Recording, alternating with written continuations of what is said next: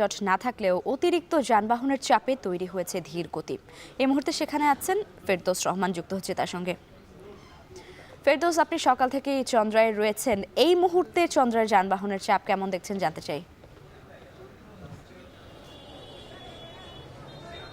লাইবা, সকালের পর থেকে যেমনটি যানবাহনের চাপ রয়েছিল তার থেকেও কিন্তু বাড়তে শুরু করেছে যানবাহনের চাপ এই চন্দ্রা এলাকায় বাস স্ট্যান্ডে।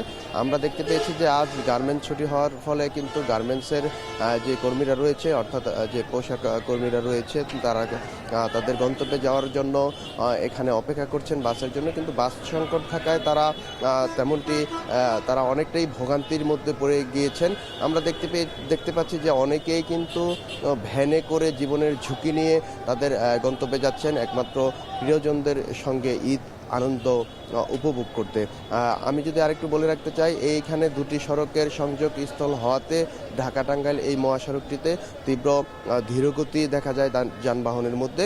এবং আমরা জানি যে কিছুক্ষণ আগে এই একটার পর থেকেই এখানে কয়েক কিলোমিটার পর্যন্ত, প্রায় 8 থেকে 10 কিলোমিটার পর্যন্ত একটু যানজটের সৃষ্টি হয়েছিল। তারপর ট্রাফিক পুলিশ এসে এখানে কিছুটা নিয়ন্ত্রণে নিয়ে আসে। তারপর থেকেই সকালের মতো করে এখানে ধীরগতি চলছে যান চলাচলে। আরেকটু যদি বলে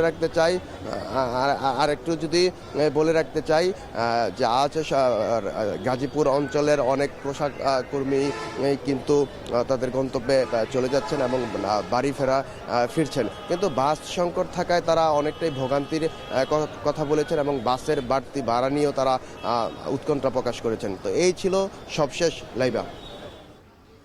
গাজীপুরের চন্দ্রা থেকে মহাসড়কের পরিস্থিতি জানাচ্ছিলেন ফেরদৌস রহমান। ওয়াটার পাম্পের